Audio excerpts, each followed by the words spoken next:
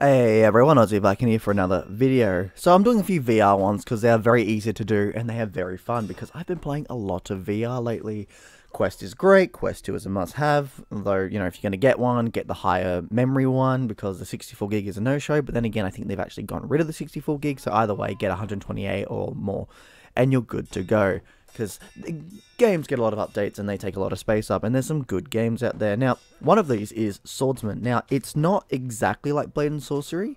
It is an early access game, but there is a lot of potential here. And as you can tell from the gameplay, it's pretty fun for the most part. Yeah, sometimes the hits don't click as well as, say, Blade and Sorcery. Now, I do think Blade and Sorcery is more arcadey, while this is a mix between arcade and sort of more realistic type of they're going for.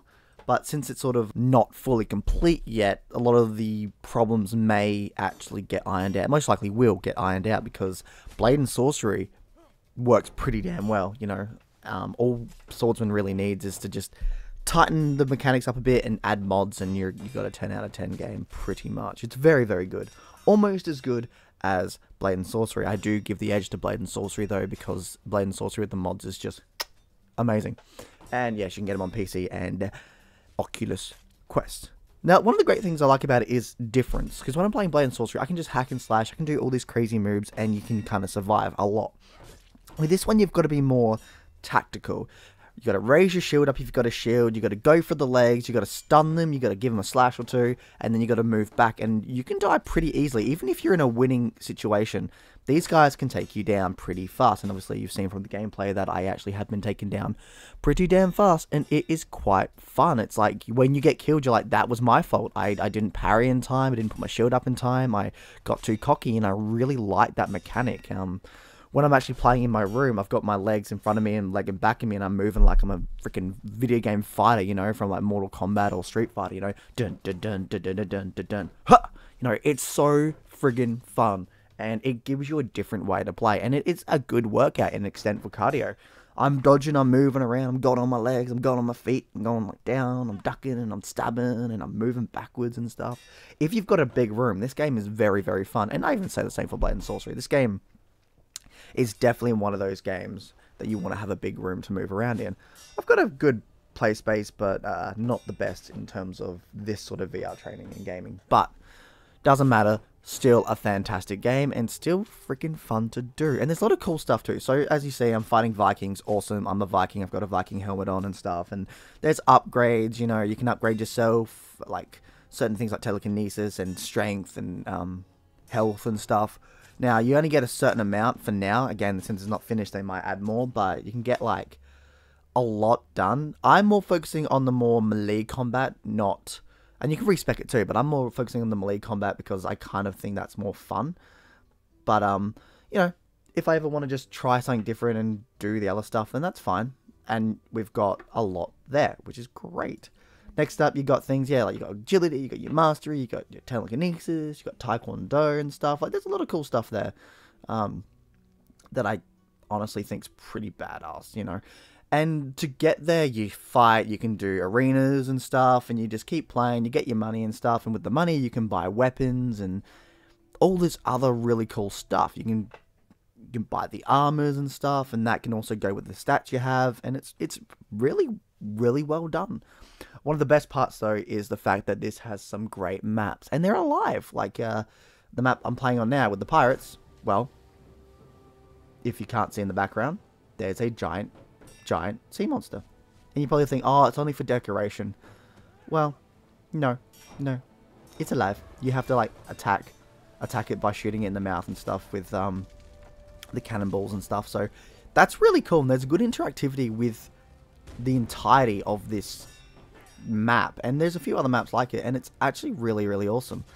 And it's not too hard to level up. I actually suggest leveling up when you first get the game, because when you start off, you are weak, and you're not probably there's a very high chance you won't like the gameplay for the most part. But if you stick to it, level up, and get a few upgrades, buy yourself a new weapon and a new shield or whatever you want, buy yourself some armor, it does come together pretty well. But you can still die, even with a lot of health. I've had moments where I'm like, oh shit, I died. Wow, okay. But it's really fun. Like, It's so fucking good. This game is, for an early access game, quite fun. It's not perfect. It is glitchy. There are times where I'm stabbing him and I'm like, this should go through you, but it's not.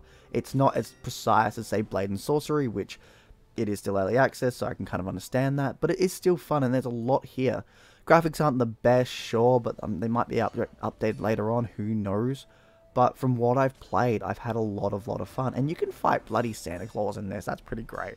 So you want to fight Santa Claus? Then go fight Santa Claus. Problem is, you can die, as you'll see.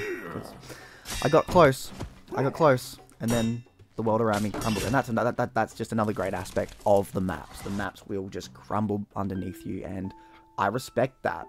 It's annoying, but I respect that sort of level of detail you've added to the game, because it does add that little bit more oomph. You know, interactable environments, and I do like that. I think that's something that's missing from some other fighting games and stuff.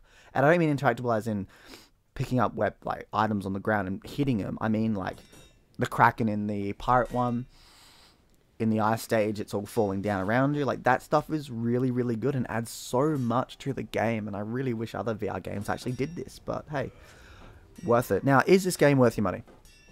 If you're willing to put the effort in, you got the content, and it's not even finished yet, it's pretty good. But if you want a game that's going to be tight and precise from the get-go, it isn't for you. Not yet, anyway.